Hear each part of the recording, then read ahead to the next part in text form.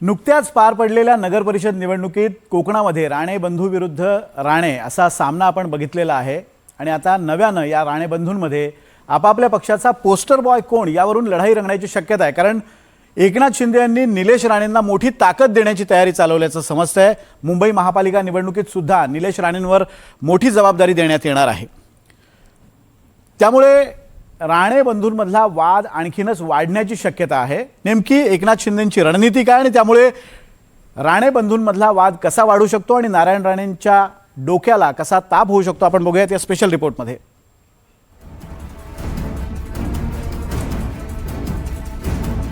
हे तुमचे नितेश राणे तर हे आमचे निलेश राणे।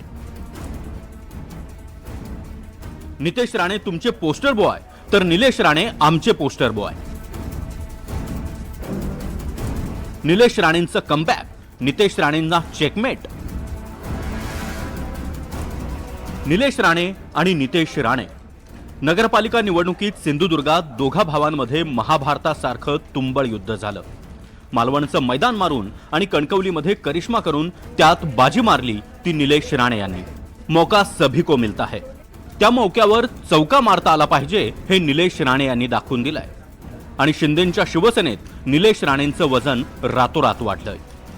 कोकणातल्या मातीत भावालाच धोबी पछाड दिलेल्या निलेश राणेंना एकनाथ शिंदेंनी आता मुंबईच्या आखाड्यात उतरवायचं ठरवलंय। निलेश राणेंना एकनाथ शिंदे मुंबईत मोठी जबाबदारी देणार आहेत। मालवण आणि कणकवलीतल्या विजयाचं निलेश राणेंना गिफ्ट मिळणार आहे। निलेश राणेंची शिंदेंच्या शिवसेनेत नेतेपदी वर्णी लागणार आहे। तर स्टार प्रचारकांच्या यादीतही निलेश राणे असणार आहे। वरळी, लालबाग, माहीम, शिवडी, दादर या मराठी बहुल भागात निलेश राणेंवर महत्त्वाची जबाबदारी असेल। मुंबईतल्या या मराठी बहुल भागात शिंदेंना ठाकरेंना टक्कर द्यायची आहे।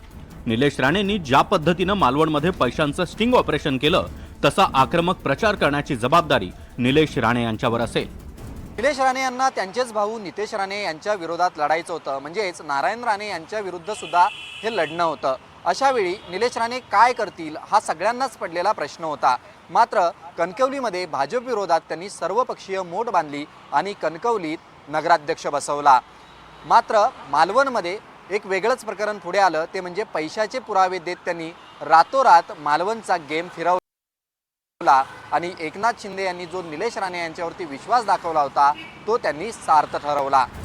शिंदेंचा हाच किल्ला हिकमतीनं लढवण्याचं फळ आता निलेश राणे यांना मिळणार आहे। विरोधक मात्र म्हणतायत निलेश राणेंना ही जबाबदारी दिली तरी ती पेलवता आली पाहिजे। असं आहे कणकवली वगैरे ठीक आहे, मुंबईचं काय संबंध? मुंबई महापालिकेसाठी स्पेसिफिकली त्यांच्यावर जबाबदारी दिली असं सांगितलं। जबाबदारी बघ, कुठल्या पक्षाने कोणावर जबाबदारी देते आहे ज्याचा त्याचा प्रश्न आहे। ही जबाबदारी पेलवणार आहे का हाही सुद्धा प्रश्न आहे। जबाबदारी द्यायला काय कोणी देते, पण ती पेलवली पण पाहिजे ना। हा सामना खरा दोन भावांमध्ये आहे। नितेश राणे हिंदुत्वाच्या मुद्द्यावर आक्रमक होते।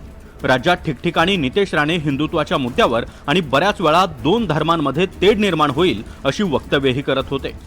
नितेश राणेंच्या याच आक्रमक हिंदुत्वामुळे भाजपनं त्यांना हिंदुत्वाचा पोस्टर बॉय बनवलं। 2024च्या निवडणुकीनंतर नितेश राणे पहिल्यांदा मंत्री झाले। ज्यांना भाजपनं राज्यभरात पोस्टर बॉय म्हणून मिरवलं त्या नितेश राणेंना स्वतःच्या होम पिचवरच्या जागा मात्र वाचवता आल्या नाहीत।